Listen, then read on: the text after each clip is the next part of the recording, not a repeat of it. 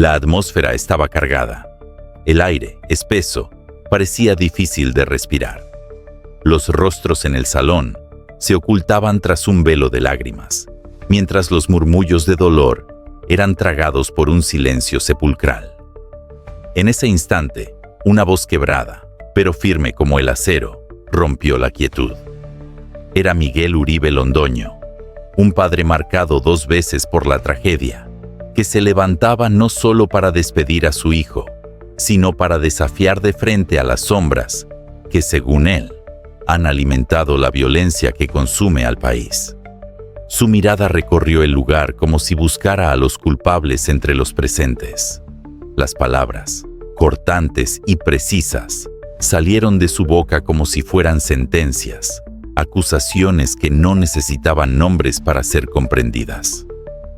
No hablaba solo desde el dolor de un padre. Hablaba desde el conocimiento de alguien que sabe que nada de esto es casual, que cada bala, cada muerte y cada silencio forman parte de un engranaje frío y perfectamente calculado. Hoy vamos a sumergirnos en ese último discurso, no como un simple adiós, sino como un manifiesto cargado de verdad, rabia y advertencia. Vamos a desmenuzar cada frase, cada pausa y cada mirada, para entender si aquel momento fue un acto de despedida o el inicio de algo mucho más grande y peligroso para quienes quieren que esta historia quede enterrada. Antes de continuar, quiero saber tu opinión. ¿Crees que la muerte de Miguel Uribe fue un hecho aislado o parte de un engranaje más grande? Déjalo en los comentarios. Tu voz importa, porque este canal no solo cuenta historias, las investiga con la fuerza de quienes no aceptan verdades a medias. Frente a todos, Miguel Uribe Londoño no se limitó a llorar a su hijo. Su voz, aunque cargada de dolor, tenía un filo que cortaba el aire. Recordó un capítulo que pocos podrían soportar sin quebrarse.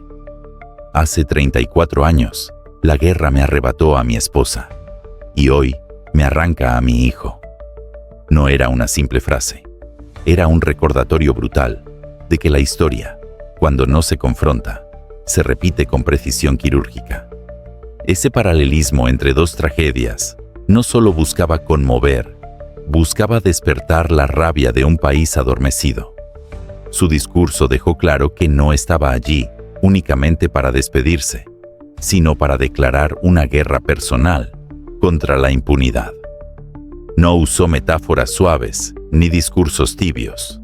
Habló de justicia como una meta innegociable y de la necesidad de un cambio radical, incluso si eso significaba abrir el debate más polémico de todos: la pena de muerte para quienes cometen crímenes de esta magnitud.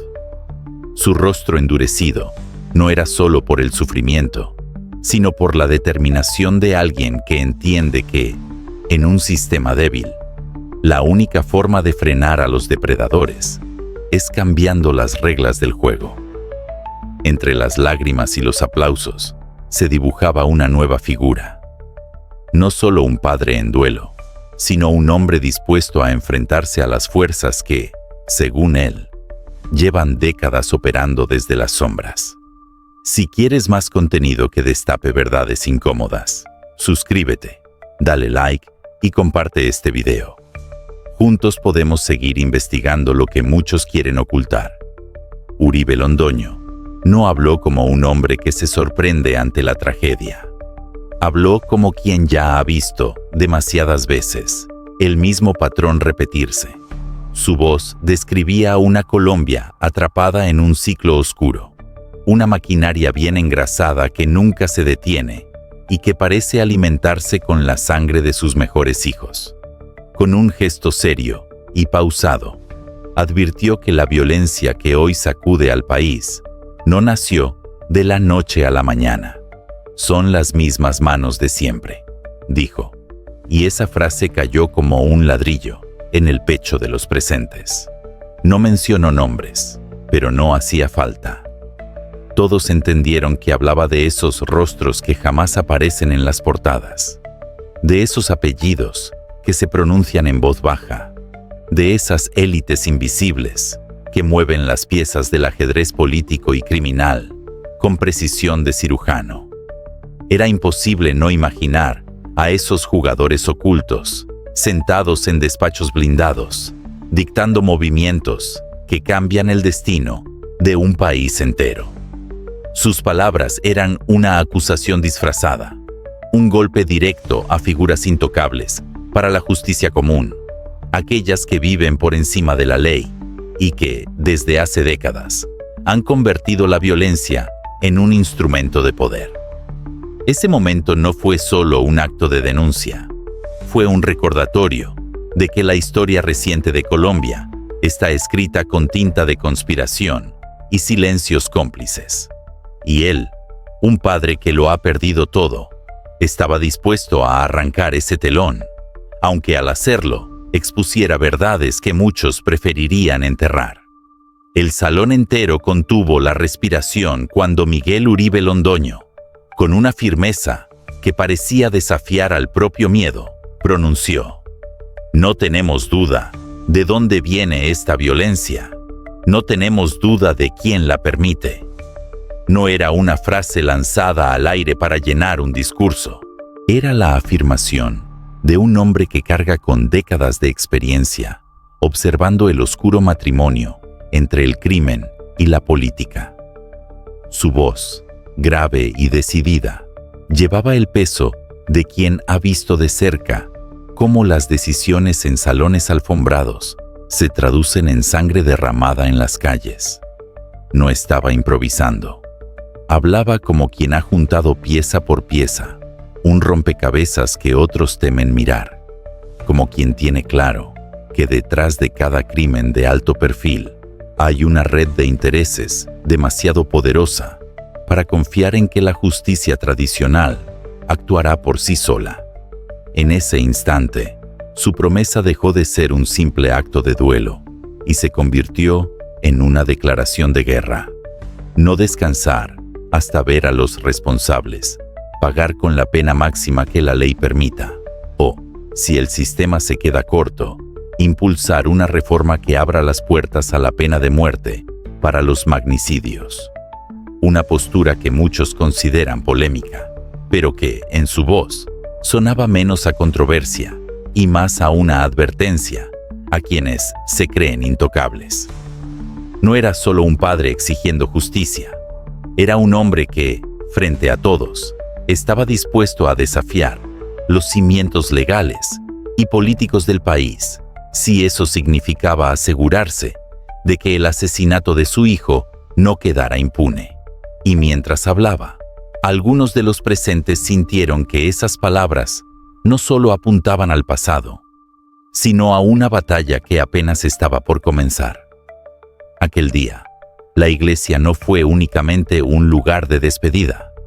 Se transformó en un escenario de alto voltaje emocional y político. El sonido de las campanas se mezclaba con un murmullo contenido, como si todos supieran que lo que estaba por escucharse no sería un discurso común. Miguel Uribe Londoño no se presentó como un hombre derrotado por la tristeza, sino como un líder improvisado, un combatiente herido que convertía su dolor en un arma. Lo que debía ser un acto solemne, cubierto por el silencio respetuoso de los asistentes, se tornó en una especie de juicio público contra un sistema que, según él, había fallado demasiadas veces. Sus palabras no eran simples homenajes, eran acusaciones veladas, disparos verbales dirigidos a un enemigo invisible pero omnipresente.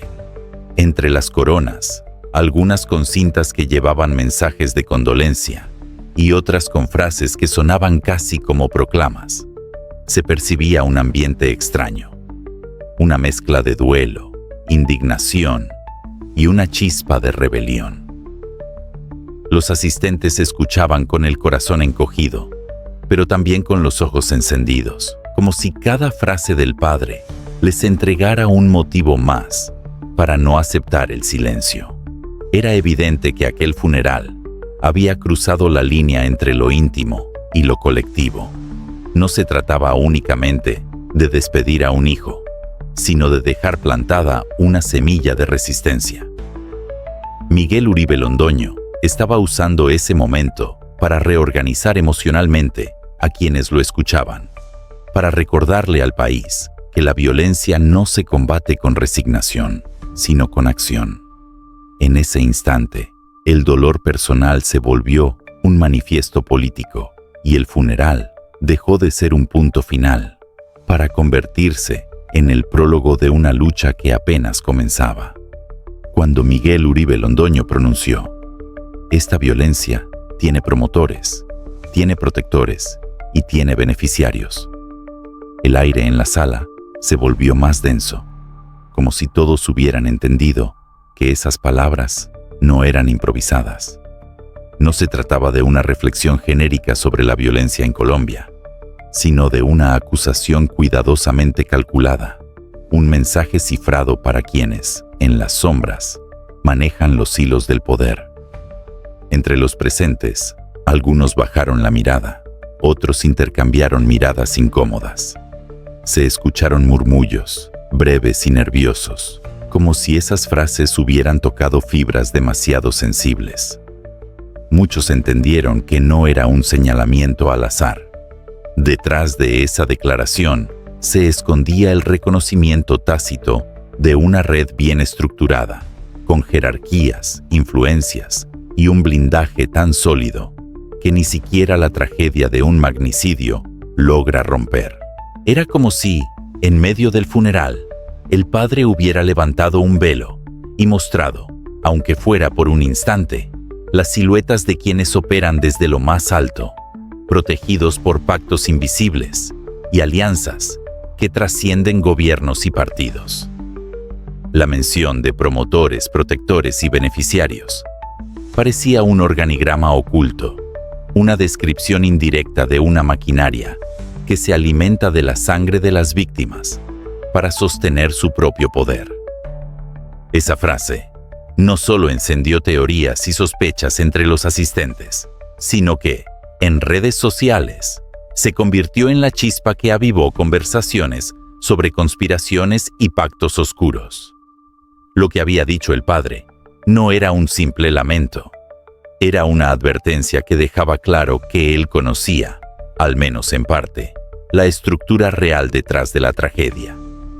Para Miguel Uribe Londoño, el verdadero homenaje a su hijo no podía limitarse a discursos ni a placas conmemorativas. No bastaba con pronunciar su nombre con respeto. Había que traducir ese dolor en movimiento, en cambio real. No basta con recordarlo, dijo. Hay que luchar por lo que él representaba, un país limpio, sin miedo y sin cadenas políticas. La frase, directa y sin adornos, resonó como un golpe en el pecho de los presentes. Muchos, que hasta ese momento solo lloraban en silencio, comenzaron a aplaudir con fuerza, rompiendo la solemnidad habitual de un funeral. Fue un gesto espontáneo, casi rebelde, que evidenciaba que las palabras del padre estaban calando más allá del duelo. Estaban encendiendo una chispa de resistencia. En ese instante, el ambiente cambió. Las lágrimas ya no eran solo por la pérdida, sino por la indignación ante lo que esa muerte representaba. Miguel, según su padre, no había sido solo un político o un hijo ejemplar, sino un símbolo de lo que Colombia podría ser si se liberara de la corrupción, el miedo y los pactos oscuros que atan al país a la violencia. El padre no hablaba de venganza, sino de un compromiso nacional. Invitaba a cada persona, desde su trinchera personal, a convertirse en un guardián del legado de Miguel.